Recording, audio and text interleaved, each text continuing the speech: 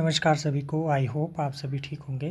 तो high court ने जो पीएन, ऑर्डरली, चौकीदार, सफाई कर्मचारी, चौकीदार कम सफाई कर्मचारी के लिए भी आपको पता है कि अलग से जो है वो वैकेंसियाँ निकाली हुई है। तो इसी में मैं आपको पूरा डिटेल से आज बताऊंगा कि एलिजिबिलिटी क्या है, इसमें सिलेक्शन प्रोसेस क्या रहता है, आपकी सैलरी क्या रहेगी रेगुलर में और डेली वेजेस पे क्या रहेगी। उसके बाद वर्क प्रोफाइल कैसा रहता है और प्रीवियस ईयर की कट ऑफ क्या रही है।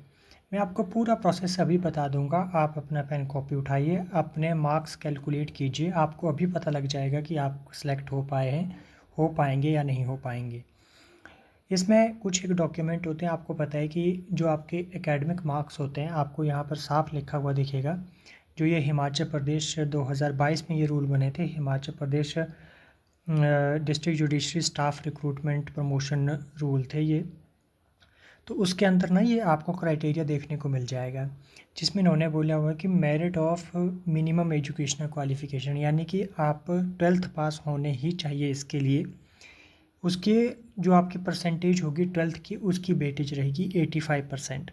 और उसके बाद जो 15 मार्क्स मिलेंगे आपको, वो मिलेंगे आपके डॉक्यूमेंट इवेल्युएशन के, जिसमें क्या क्या रहेगा आपका बैकवर्ड एरिया का सर्टिफिकेट लगेगा, एक लैंडलेस का लगेगा, नॉन एम्प्लॉयमेंट जो है, अगर आप बेरोज़गार हैं तो ये आपके तहसील से बन जाता है, वहाँ से ले लीजिएगा आप। इसके आपको 2.5 नंबर मिलेंगे।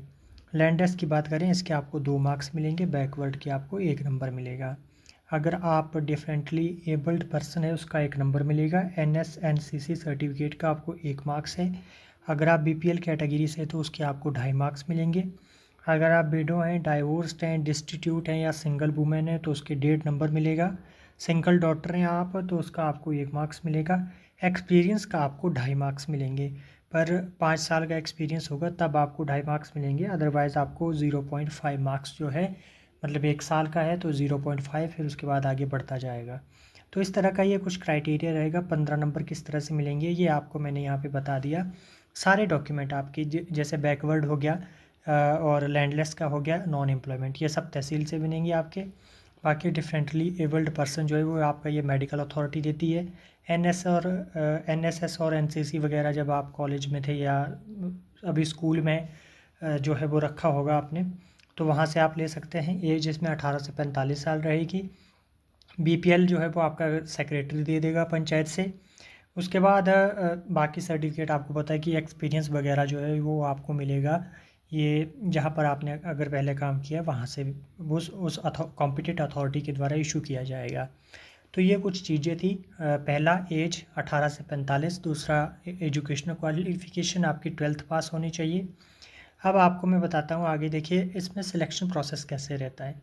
सबसे पहले ना हाइपोथेटिकली मान के चलते हैं कि आपके 12th में है 85 मार्क्स। मैंने यहाँ पे लिया, ये मैंने पेन कॉपी पे लिखा था, फिर मुझे लगा कि इसको और अच्छा और साफ़ सुथरा दिखाने के लिए मैंने फिर इसको जो है पेज पे लाया हूँ मैं इस तरह से। तो आपको क्या करना है, सबसे पहले आपने जैसे मान लेते, देखिए पॉइंट की भी वैल्यू होती है इसमें। ऐसा मत सोचना कि पॉइंट की वैल्यू नहीं होती। अगर आपने जैसे 85.2, 85.3 इस तरह से मार्क्स होंगे तो वो भी वैल्यू रखते हैं। मैं आपको इसकी कट ऑफ दिखाऊंगा तब आपको पता चलेगा कि क्यों मैटर करती है ये चीज़। मान लीजिए एक कैंडिडेट के मार्क्स हैं 12th में 85.5%। आपने क्या करना है, पेन उठाइए अपना या कैलकुलेटर लीजिए, 85.5% को मल्टीप्लाई कीजिए 85 से, ये निकल करके आ गया आपका 7267.5। इसको आपने डिवाइड करना है 100 से, ये आपकी आ गई एकेडमिक वेटेज 72.67, यानी कि 72.67 नंबर आपके एकेडमिक की आ गई। अब मान लेते हैं कि आपके पास 72 नंबर ये बन गए आपके, और उसके बाद आपका क्या होता है कि आपको 1 नंबर मिल गया बैकवर्ड का, 73 नंबर हो गए। 2 नंबर मिल गए आपको लैंडलेस के, 75 हो गए। और आपके 2.5 नंबर मिल गए आपको नॉन एम्प्लॉयमेंट के, 75 to 78। और आपके यहाँ पर नंबर बने थे तो मतलब कि 78 आप क्रॉस कर गए यहाँ पर। फिर बाकी सर्टिफिकेट अगर आपके पास नीचे है NSS वगैरह NCC, तो आप इसको जोड़ करके आपको इसका और बेनिफिट मिलेगा। तो इस तरह से इसका प्रोसेस रहता है, ऐसे मार्क्स कैलकुलेट किए होते हैं। आई होप आपको समझ आ गया होगा। इसमें नीचे मैंने बहुत डिटेल में दिया हुआ है। अब मैं ऐसा करूँगा, ये PDF आपके साथ टेलीग्राम पे साझा कर दूँगा, आप वहाँ से डाउनलोड करना, इससे आपको बहुत अच्छे से क्लैरिटी मिल जाएगी। तो ये चीज़ हो गई आपकी सिलेक्शन कैसे होगी। कैलकुलेट कैसे करना है मैंने बता दिया आपको। जितने आपके 12th की परसेंटेज है उसको गुणा कर देना है आपने 85 से, फिर उसको भाग कर देना है आपने 100 से। आपके एकेडमिक वेटेज निकल करके आ जाएगी 85 में से आपको कितने मिले। फिर बाकी जो 15 नंबर डॉक्यूमेंट के वो उसकी में जोड़ते चले जाना, आपको एक्यूरेट आइडिया पता लग जाएगा कि मतलब आप सिलेक्ट हो रहे हैं या नहीं हो रहे हैं इसमें। फिर उसके बाद देखिए सैलरी फिक्सेशन बहुत इंपॉर्टेंट है, क्योंकि नौकरी जो है दरअसल में हम सैलरी के लिए करते हैं। मैं ये सैलरी बता रहा हूँ रेगुलर की, मैं डेली वेज की नहीं बता रहा, कॉन्ट्रैक्ट की नहीं बता रहा हूँ, मैं रेगुलर की और अभी की एट प्रेजेंट क्या मिल रहा है वो बात कर रहा हूँ मैं। आपको देखिए पहले मिलती है बेसिक पे, लेवल 1 में आप आते हैं, आपको 18,000 रुपये बेसिक तनख्वाह मिलती है। उसके बाद मिलता है आपको DA। अभी जो DA दिया जा रहा है हिमाचल सरकार के द्वारा वो है 45%, तो ये बनता है 8100 रुपये आपके अभी। फिर उसके बाद आपको मिलता है HRA, ये फिक्स्ड है 250 रुपये HRA, और कॉम्पनसेटरी अलाउंस 250 रुपये ये मिलेगा। कन्वेंस अलाउंस वगैरह मिलते हैं 50 रुपये, वॉशिंग अलाउंस मिलता है 60 रुपये। तो ये जो आपकी ग्रॉस सैलरी बनेगी वो मिलेगी 26,710 रुपये अभी एट प्रेजेंट। 1 रुपया भी इससे आगे पीछे नहीं होगा, 10-20 रुपये का फ़र्क आएगा। अगर आप जैसे ट्राइबल एरिया में पोस्टेड होती है तो थोड़ा बहुत वहाँ पे चेंजेस दिखेगा, पर 110% ये तनख्वाह आपको रेगुलर में मिलेगी। उसके बाद देखिए मैंने आपको ये बता दिया तनख्वाह का, सिलेक्शन प्रोसेस का। अब मैं आपको दिखाता हूँ वर्क प्रोफाइल। पहले आप प्रीवियस ईयर की कट ऑफ देखिए, ये है 2022 का। 2022 में क्या था, 2022 में ये जो मैंने साइड में लिखा हुआ ये वैकेंसियाँ हैं। बहुत मुश्किल था ये डेटा कंपाइल करना, क्योंकि 4 बार रिजल्ट निकाला था 2022 में हाई कोर्ट ने। तो UR की जो कट ऑफ गई थी फाइनल, जो कैंडिडेट शॉर्टलिस्ट हुआ था UR का रेगुलर के लिए, वो था 82.04 मार्क्स पे। यानी कि अगर आपकी 82.04 है आउट ऑफ 100 विद DV वगैरह जो डॉक्यूमेंट के 15 नंबर इसको मिला करके, तो आपको रेगुलर नौकरी लग गई। OBC की कट ऑफ थी 78.96, SC की थी 81.85, ST की थी 78.37, EWS 82.51 और PH कैंडिडेट की 72.31। अब क्यों यहाँ पे वैकेंसियों को देखिए, आप साफ साफ लिखा हुआ है कि कितनी कितनी किस कैटेगरी में रेगुलर में वैकेंसियाँ थी। आपको याद होगा कि 2022 में टोटल वैकेंसियाँ थी 116 और अभी ये आपकी 89, यानी कि फ़र्क कितना है 26 वैकेंसी का। तो ये बात भी आपने ध्यान में रखनी है। तो आपको यहाँ से तो मेरिट ऊपर ही दिखेगी, क्योंकि बच्चे टू बी ऑनेस्ट बहुत होते हैं। उस टाइम पे 2022 में लगभग 30,000 के आसपास बच्चे थे। तो ये बात ध्यान में रखनी है आपने कि ये चीज़ आपको एक क्लियरिटी मिल जाएगी ना कि आप क्वालिफाई करते हैं या नहीं करते हैं। उसके बाद आप 2024 की ये देखिए, 2024 में आपको पता है कि कुल जो थी वो 64 पोस्टें थी। इसमें 64 पोस्टों में क्या था आपके पास, UR की कट ऑफ जाती है 86.27, क्यों 29 वैकेंसियाँ थी। फिर कैटेगरी भी शिफ्ट होती है, आपको पता है कि लास्ट जब मेरिट बनती है। OBC की कट ऑफ थी आपकी 83.85, 9 पोस्टें थी।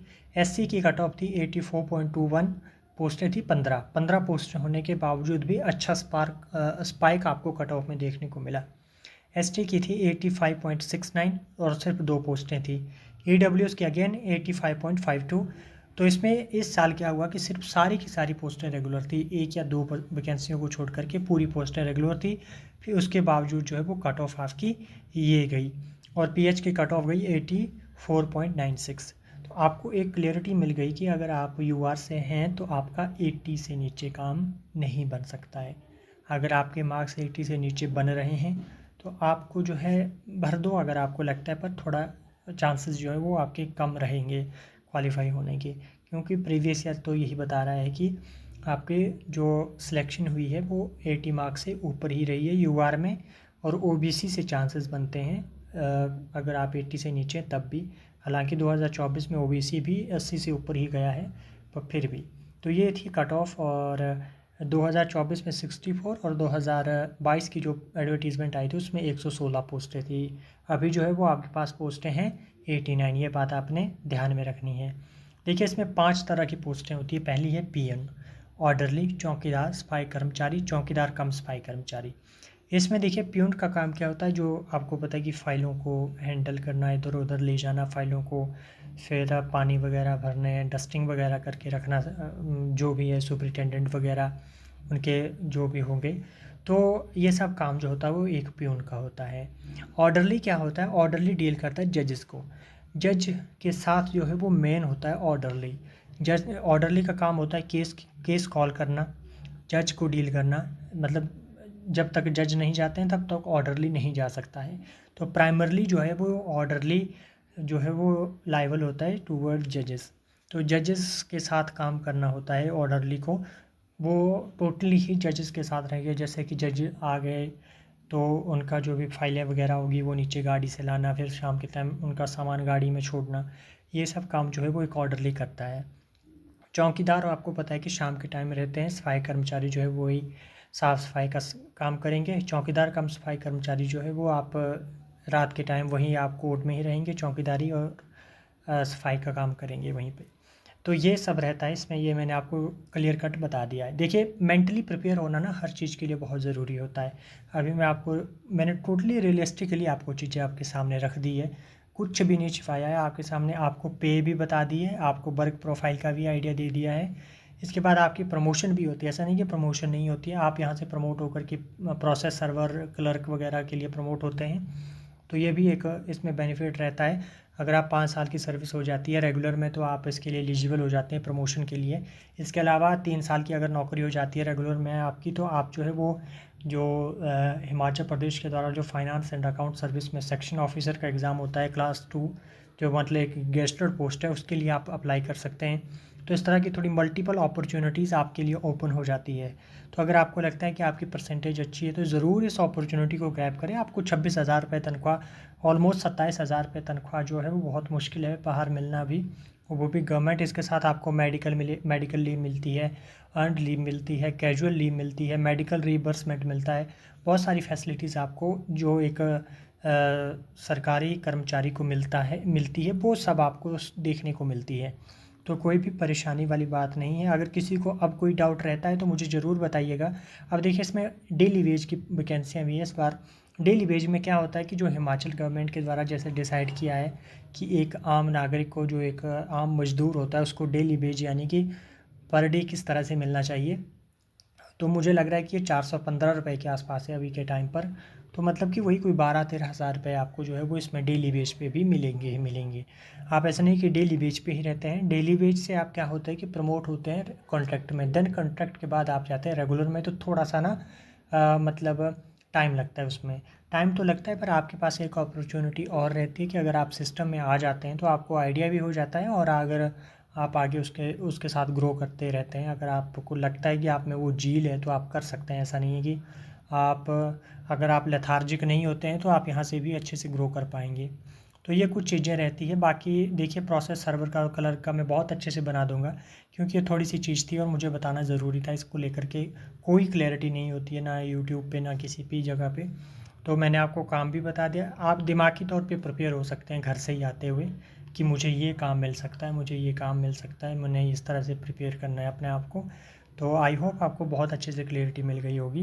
अगर इसके बावजूद किसी को कोई डाउट रहता है तो ज़रूर कमेंट करें। बाकी मैं आपको ये पीडीएफ जो है वो टेलीग्राम पे शेयर कर दूंगा। अगर आपके पास ग्रेजुएशन है तो आप पीएस का भी करके रखिए और दूसरा भी करके रखिए। आप क्लर्क का भी हो सकता है कि आपका वहीं पे हो जाए, तो आपको यहाँ पर जो है वो मतलब यहाँ आने की तो नौबत ही नहीं पड़े फिर अगर आप क्लर्क बन गए तो बहुत सारी चीज़ें हैं। इसलिए आप अपनी सहूलियत के अकॉर्डिंग जो है वो चीज़ों को देखें। बाकी देखिए टू बी ऑनेस्ट ऐसा नहीं है कि हम हर किसी की एक्सपेक्टेशन पे खड़े हो सकते हैं। हर कोई किसी की एक्सपेक्टेशन जो है हमसे अलग हो सकती है, तो इसलिए हम ऐसा नहीं है कि हर किसी को खुश कर सकते हैं। तो ये बात आपने भी ध्यान में रखनी है। हम कोशिश करते हैं कि आपको कोई भी चीज़ है ऑथेंटिक जेन्युइन प्रोवाइड करवाई जाए। बाकी कई लोग ना थोड़े से टाइम के लिए आते हैं फिर स्विच कर जाते हैं, फिर आते हैं फिर स्विच कर जाते हैं। तो ये है कि अगर ये ऑफ एंड ऑन चलता रहेगा ना आपका, तो गवर्नमेंट सेक्टर में अगर आपको ना जॉब करनी है, किसी भी सेक्टर में अगर आपको नौकरी करनी है, अगर आपने सोचा हो कि आपका पेशा नौकरी है, तो आप में वो एक परमानेंट और एक डिटर्मिनेंट होना आपका बहुत ज़रूरी है। एक चीज़ पे टिकना आपका बहुत ज़रूरी है। अगर वो आपका चुलबुलापन रहेगा तो आप नहीं टिक सकते, और स्पेशली कोर्ट की नौकरी में आप नहीं टिक सकते हैं। ये मैं आपको 110% बोल रहा हूँ कि कोर्ट की नौकरी में, एवं नौकरी कोई भी हो, आपके अंदर रेजिलियंस और धैर्य होना बहुत ज़रूरी है, और एक ही चीज़ पे लगातार काम करते रहना आपको आना चाहिए। तो ये सब एक क्वालिटीज़ होती है, अगर आप इनको अपने अंदर अभी डेवलप करना स्टार्ट कर देंगे तो आप काफ़ी लोगों से अपने आप को बेहतर स्थिति में पाएंगे। Thank you.